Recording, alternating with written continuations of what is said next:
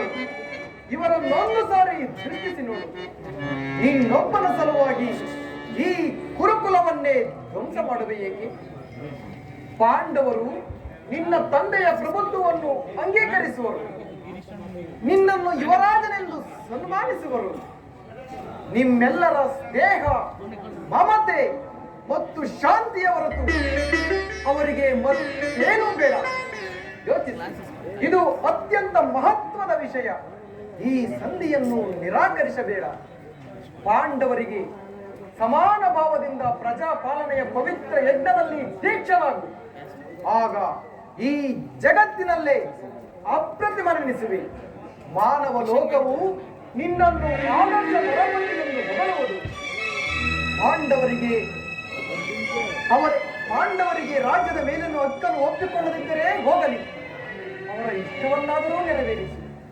ಈ ಸಂಧಿಗೆ ಸಮ್ಮತಿಸು. ದಾನವ ವಿಜಯ್ ಯದುಪತಿಯು ಕೇವಲ ಪಾಂಡವರ ಸಲುವಾಗಿಯೇ ಅಲ್ಲ, ಮತ್ತಾರ ಸಲುವಾಗಿಯೋ? ನಿಮ್ಮ ಸಲುವಾಗಿ ಮುಂದೊದಗುವ ಭೀಕರ ಯುದ್ಧದಲ್ಲಿ ಮಾನವ ಕೋಟೆಯನ್ನು ಉದ್ಧರಿಸುವ ಸಲುವಾಗಿ ಇಂದು ನಿನ್ನಲ್ಲಿ ಈ ಸಂಧಿ ಭಿಕ್ಷೆಯನ್ನು ಬೇಡುತ್ತಿರುವೆನು. ಭಿಕ್ಷಾ ಪ್ರದಾನ ಮಾಡು ಕೌರವೇಶ್ವರ, ಭಿಕ್ಷಾ ಪ್ರದಾನ ಮಾಡು. ವಾಸುದೇವ, ಇದರಲ್ಲಿ ನನ್ನ ಅಪರಾಧವೇನು? ಜೂಜೋಡಿ ರಾಜ್ಯೋದಿ ಸಂಪತ್ತನ್ನು ಸೋತದ್ದು ನನ್ನ ತಪ್ಪಿ. ಸತ್ಯ ಪರಿಪಾಲನೆಗೋಸ್ಕರ ಆ ರಾಜ್ಯವನ್ನು ವನವಾಸ ಹೋದದ್ದು ಅಧರ್ಮದ ಕಾರ್ಯವು. ಕೇಳು ವಾಸುದೇವ, ಈ ವಿಸ್ತಾರವಾದ ಸಾಮ್ರಾಜ್ಯವನ್ನು ಶಾಸನ ಮಾಡುವುದು ಈ ದುರ್ಯೋಧನನಿಗಲ್ಲದೆ ಮತ್ತಾರಿಂದಲೂ ಸಾಧ್ಯವಿಲ್ಲ.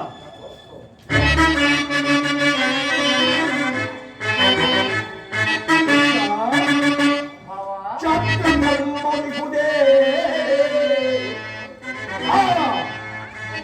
ಪಾಂಡವರಲ್ಲಿ ರೂಢಿಯೊಳಗವರೆಂದು ಧೀರನಿಪರೇ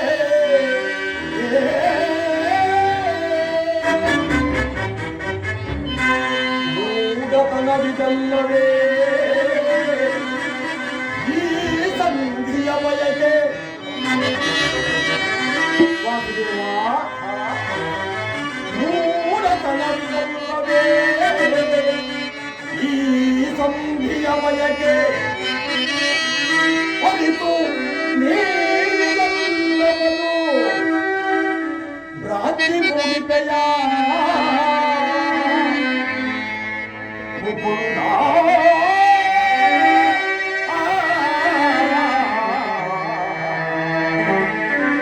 ಭ್ರಾಂತಿ ಮೂಡಿದೆಯ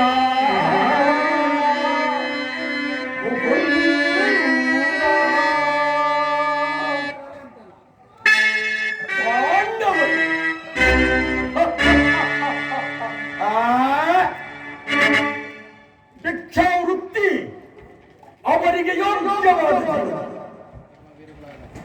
ಈ ವಿಸ್ತಾರವಾದ ಸಾಮ್ರಾಜ್ಯವನ್ನು, ಈ ವಿಪುಲವಾದ ಸಂಪತ್ತನ್ನು ಆ ದರಿದ್ರ ಪಾಂಡವರಿಗೆ, ಕೃಷ್ಣ, ದರಿದ್ರ ಪಾಂಡವರಿಗೆ ಒಪ್ಪಿಸುವಂತಹ ಅಧರ್ಮದ ಕಾರ್ಯವನ್ನು ನಾನು ಮಾಡಲಾರೆ ವಾಸುದೇವ, ನಾನು ಮಾಡಲಾರೆ. ಇದು ಶುದ್ಧ ಕ್ಷತ್ರಿಯನ ರಕ್ತ, ಸ್ವಾಭಿಮಾನ ಶೂನ್ಯತೆಯ ಒಳಕು ನೀರಲ್ಲ ಕೃಷ್ಣ, ಒಳಕು ನೀರಲ್ಲ. ಇದನ್ನು ಚೆನ್ನಾಗಿ ತಿಳಿದಿದೆ. ನನಗಿನ್ನೂ ಸಮಯವಿಲ್ಲ. ಸ್ಥಿರನಾಗು ದುರ್ಯೋಧನ, ಸ್ಥಿರನಾಗು. ನಿನ್ನ ಅಭೀಷ್ಟವು ಯುದ್ಧವಾದರೆ ಅಗತ್ಯವಾಗಿ ನೀನು ಅದನ್ನು ಹೊಂದಬೇಕು. ಆದರೆ ಇದು ನಿನ್ನ ಯುದ್ಧವಲ್ಲ, ಭಯಂಕರವಾದ ಆತ್ಮಹತ್ಯೆ. ಸ್ವರೂಪ. ನಿನ್ನ ಅಪರಾಧಗಳನ್ನು ಏನೆಂದು ಕೇಳಬೇಕು? ನಿನ್ನ ಅಪರಾಧಗಳು ಅಗಣ್ಯ.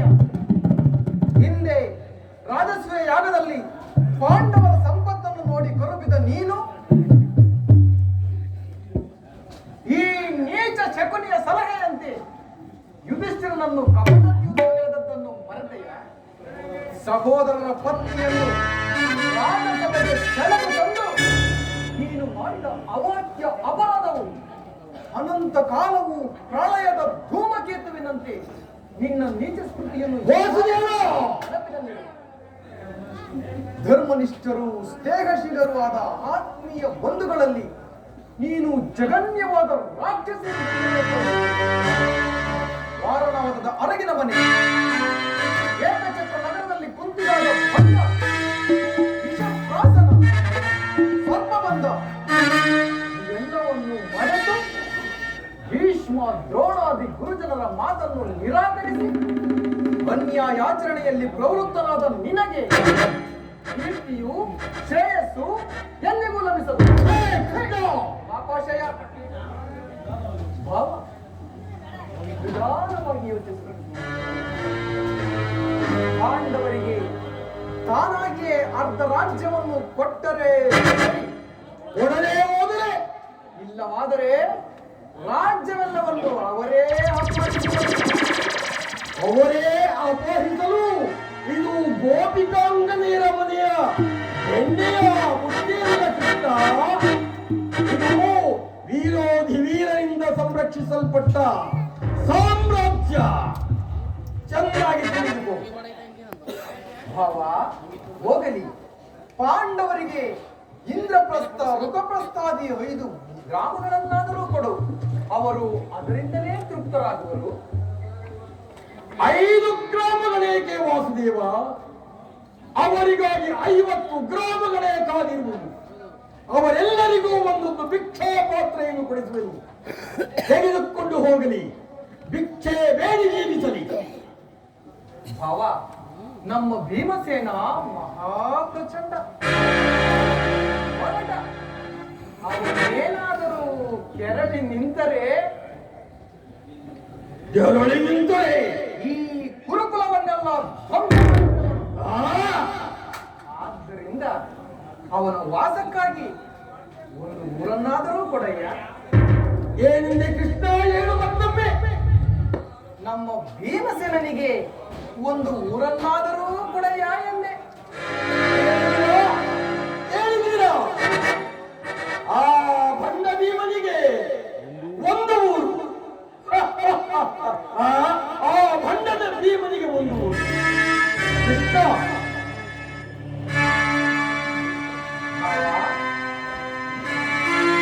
ಕೆಟ್ಟರೂ ಸರಿಯೇ, ಕಟ್ಟ ಕಡೆಯದಾಗಿ ಪಾಂಡವರನ್ನು ಕಾಡಿಗೆ ತರಲೇಬೇಕೆಂದು ಪಟ್ಟು ಹಿಡಿದ ಈ ಕಟ್ಟೋಳು ಗೌರವೇಶ್ವರನನ್ನು ಕೆಣಕಿ ಕೇಕೆ ಹಾಕಿ ನಕ್ಕರಲ್ಲ ಆ ಪಾಂಚಾಲಿ. ಅಂದೇ ತೊಟ್ಟೆನು ಈ ಛಲವನ್ನು ಭೂತ ಪ್ರೇತಗಳಿಗೆ ಒಡೆಯಲಾದ ಆ ಭೂತನಾಥೇಶ್ವರನೇ ಕದನದಲ್ಲಿ ಸರಿಯೇ. ಕಲಿಯಂಶದಿಂದ ನಿರ್ಮಿತವಾದ ಈ ಕುರು ಸಾಮ್ರಾಜ್ಯ ರಕ್ತದ ಮಡುವಿನಲ್ಲಿ ಪತ್ತಿ ಹೋದರೂ ಸರಿ. ಹಸ್ತಿನಾವತಿಯ ಚಕ್ರೇಶ್ವರನಾದ ಈ ಸುಯೋಧನ ಸಾರ್ವಭೌಮ ಈ ಮಸಣದ ಮಣ್ಣಲ್ಲಿ ಮಣ್ಣಿಡಿದು ಕ್ಷಣವನ್ನು ಬಿಡೆ, ನೆಲವನ್ನು ಕೊಡೆ.